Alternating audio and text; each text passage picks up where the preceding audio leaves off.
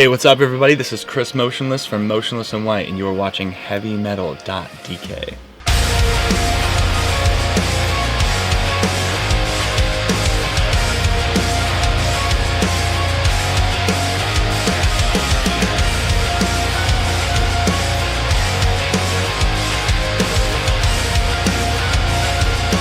Refined and streamlined.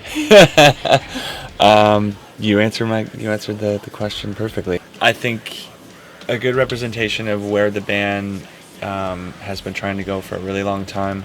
We always talk about Reincarnate, the album prior, as being like the album where we like truly found ourselves.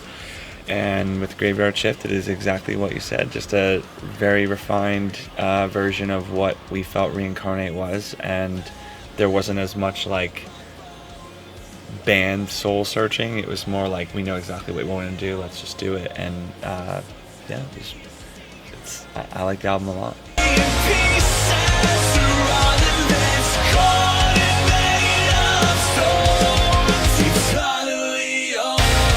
The song was written in 2016, which is insane now to think that it's 2018. It feels like the song was finished like a couple months ago. The last 2 years or last year and a half have just like flown by. I don't even like, I look back, I'm like, wait, we recorded an album like a year ago. Yeah, so 570 in 2016 was our 10-year anniversary of being in a band, and we'd never done a song that was really kind of like a look back or like a retrospective to what we've been through, what we've done, just 10 years of being in a band. And I felt like this record being written at least on that 10-year anniversary, there had to be that song that commemorated all this time of hard work and all this time of hard work and everything that's gone into getting us to where we are. And there's just so many reflective moments on just myself and the band, and so many deep thoughts and recalls to past lyrics and past songs.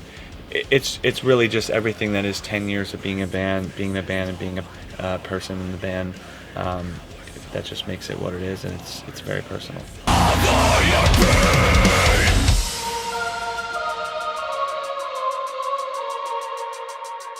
It's always been, for me, we usually write the music first, and then I'll use the music as like the motivating, not the motivating factor, but like the mood setting factor that determines what I want to write about. You know, I don't want to take a really angry, aggressive song and try to write something happy.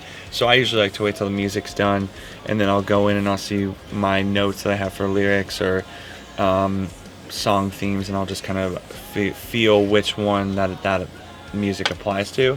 As far as writing the music, it's been pretty much the same the whole time. There's not as much, like, we don't all get in a room and just jam songs out. That's never been successful for us.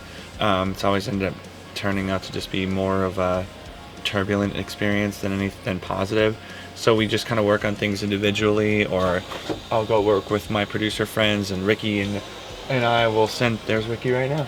Ricky and I will send things via email to each other, and we'll piece songs together through email, which is really crazy that it's a lot of people would think that sounds very impersonal, but it's actually, for us, perfect. It works out so good that we get our own.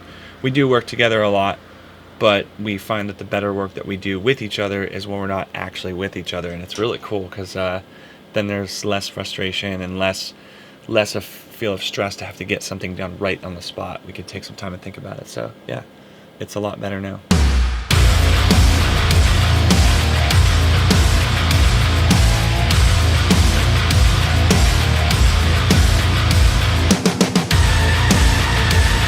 I mean, it's obviously nothing's going to be as important as the music. You could look like the coolest fucking person in the world, but if your music sucks, I guess maybe I shouldn't say that for everybody, because I'm sure there are some bands that I don't exactly like their music, but somehow they ended up being really popular. But I guess that's just music in general. So we do focus on the music first and foremost, but we're the band that we've always been attracted to bands that had that total package, that created a world of different levels of interest in what you can look at the band being. All the bands that influenced us, all the bands that we've always really loved, the iconic bands that made us want to be in a band, are all the ones that have that total package, and that's just the same path that we followed. We want people to go to our shows and see a show that looks like our music come to life on stage. We want people to look at a photo of us and think like, oh, that looks like what the band sounds like, and have it be just this nice cohesive piece of art in every aspect. So it is very important to us.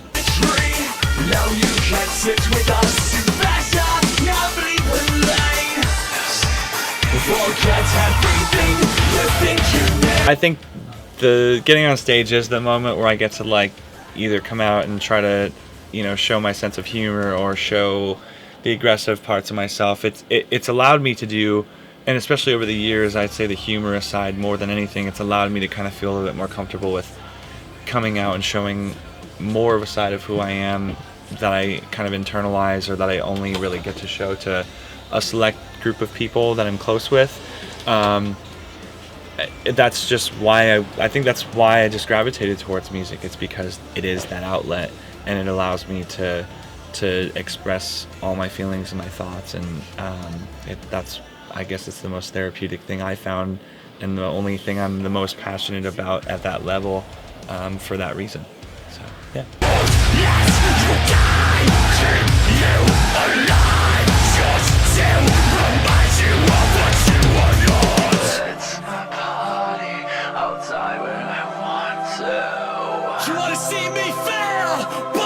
Did you say my personal one? Yeah.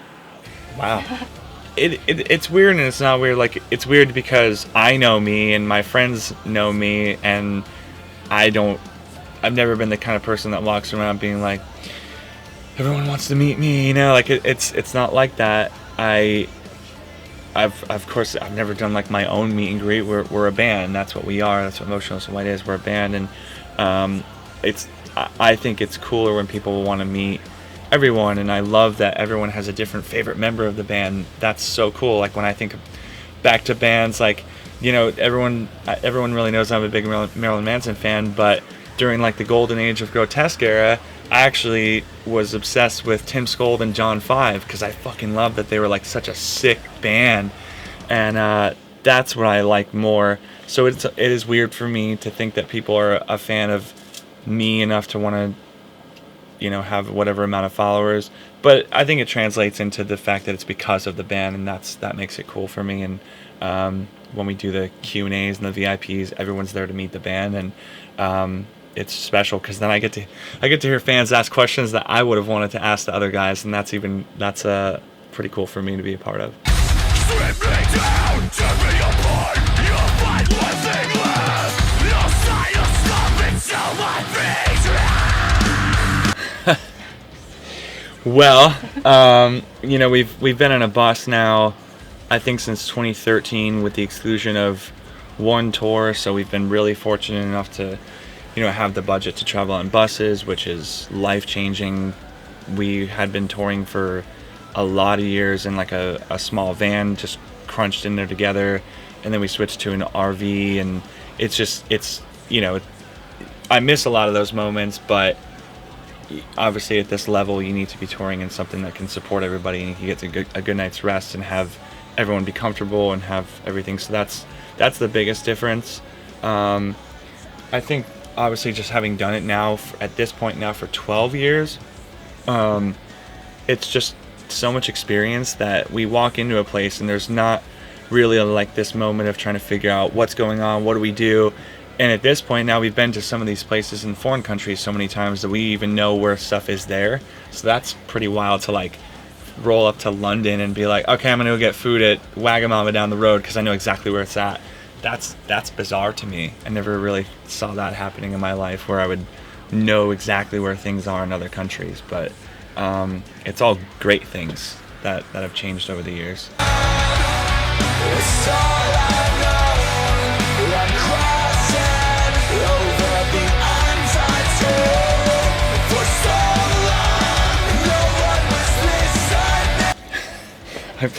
We often question question ourselves on this a lot because they just keep seeming to happen over and over. A personal goal for me, it's cool you're asking this question because just a few days ago, one of my like biggest personal dreams ever came true, to have one of our songs played in an ice hockey arena, like during an ice hockey game. And I'm a big fan of the NHL and hockey over in the States, and I just saw somebody had sent a video to me where one of our songs is playing in the arena. I was just like, I was like the happiest I've been in so long, and just to see such crazy personal dreams coming true, I wonder what is left. I think for everybody, I would say probably like the biggest collective dream would be to like maybe tour with Rammstein or something like that, where it's just like this insane level touring dream come true thing that would be really cool. I think as far as people that we want to work with, everyone, when we get asked this question, usually says that it would be really cool to have Corey Taylor on like one of our songs and stuff like that. So yeah, I think probably doing a tour with Rammstein would be like the number one dream for all of us collectively. Well, it hasn't happened yet, so we need to make it fucking happen. We really just love what we do. It's not a very complicated answer. It's not like we don't really have to search for motivation. It's there because this is what we're passionate about. There's good days, there's bad days. There's a lot more good days than there are bad days, and I guess really until that may ever change, where we find ourselves struggling mentally or physically to be on the road, or financially, until there's a struggle, I don't really see a moment where we're ever going to lose our fire about it. And then I know that even when there is a struggle, like it's an interesting concept because it always is a struggle at all times to stay afloat and be a band. But we have reached a level where now we can do it comfortably, and I think maybe until those things start to dwindle away, if they do at any point, then that's just motivation enough to see that what we're doing is liked by people, and people want to watch our interviews and watch our show and support our music. That's all a band could ask for. So we're just stoked and ready to just keep doing this. Cool. So yeah.